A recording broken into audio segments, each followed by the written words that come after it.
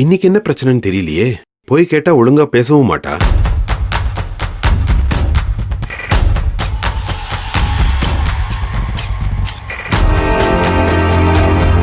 பார்வதி, என்னாச்சு? ஏன் ஒரு மாதிரி இருக்க?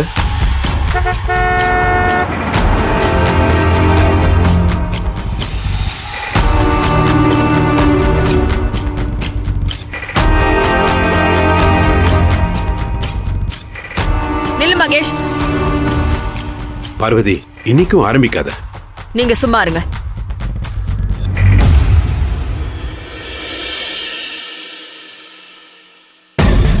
எங்க போயிட்டு வர மகேஷ்? சும்மா வெளியே போயிட்டு வரேன். என்கிட்ட மறைக்க நினைக்காத மகேஷ்.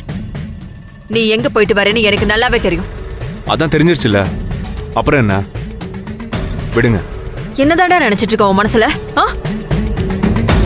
எவ்வளவு ஒருத்திக்கு போய் புடவை வாங்கி கொடுத்து அவ கால விழுந்து கும்பிடுற. ஆனா எங்களை மதிக்கவே மாட்டேங்கிற. என்ன முதல்ல ஃபாலோ பண்றதை விட்டுட்டு வேற ஏதாவது வேலை இருந்தா பண்ணுங்க. அதுக்கப்புறம் நானே உங்களை மதிக்கிறேன். மகேஷ், நான் நிறைய தடவை சொல்லிட்டேன், ரெஸ்பெக்ட் யுவர் மாம். நான் எங்கெல்லாம் போறேன்னு தெரிஞ்சுக்கிட்டு என் பின்னாடியே வந்திருக்காங்கல்ல, அவங்களுக்கும் இதே அட்வைஸ் கொஞ்சம் பண்ணுங்க டாட்.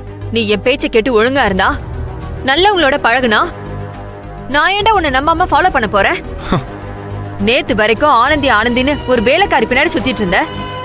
அவ நல்லா உன்னை யூஸ் பண்ணிட்டு பிடிக்கலன்னு தூக்கி போட்டுட்டா. இன்னைக்கு அந்த வேலைக்காரியை கட்டி வைக்க சொல்லி அந்த வார்டன் பொம்பளை பின்னாடி சுத்திட்டு இருக்க. இவளும் உன்னை யூஸ் பண்ணிக்க ஆரம்பிச்சிட்டா. முகத்துக்கு முன்னாடி சிரிச்சு பேசுற எல்லாருமே நல்லவங்கன்னு நம்பி வீணா போயிடாத மகேஷ். மாம், எனாஃப். வார்டன் மேம் எப்படின்னு எனக்கு தெரியும். அந்த சாரி ஒன்னும் அவங்க கேட்டு நான் வாங்கி தரல, எனக்கு வாங்கி கொடுக்கணும்னு தோணுச்சு. அதனாலதான் நானே அவங்களுக்கு வாங்கி கொடுத்தேன். எதுக்கு? அவ உனக்கு புரோக்கர் வேலை பாக்குறாளே, அதை கௌரவப்படுத்துறியா? பார்வதி, பிள்ளைகிட்ட எதை பேசணும் பேசக்கூடாதுன்ற லிமிட்டை தாண்டி நீ பேசிக்கிட்டு இருக்க. இது தப்பு. அவன் லிமிட்டோட நடந்துக்கிறானா? எந்த மாதிரி குடும்பத்துல பிறந்து வளர்ந்துட்டு சாதாரண ஒரு வார்டன் கால்ல போய் எதுக்கு விழணும்? அவ யார்? அவ கால்ல போய் விழுந்தா நான் கேள்வி கேட்கதான் செய்வேன். அவங்க எனக்கு இன்னொரு அம்மா மாதிரி மாம். போதுமா? மகேஷ், என்ன உளறிட்டு இருக்க? முதல்ல நீ ரூமுக்கு போ. எதுவா இருந்தாலும் அப்புறம் பேசிக்கலாம். நில்லு மகேஷ்.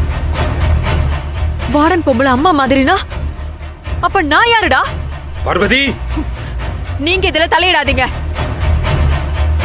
சொல்லு மகேஷ், அந்த பொம்பளை அம்மா மாதிரினா அப்ப நான் யாரு உனக்கு?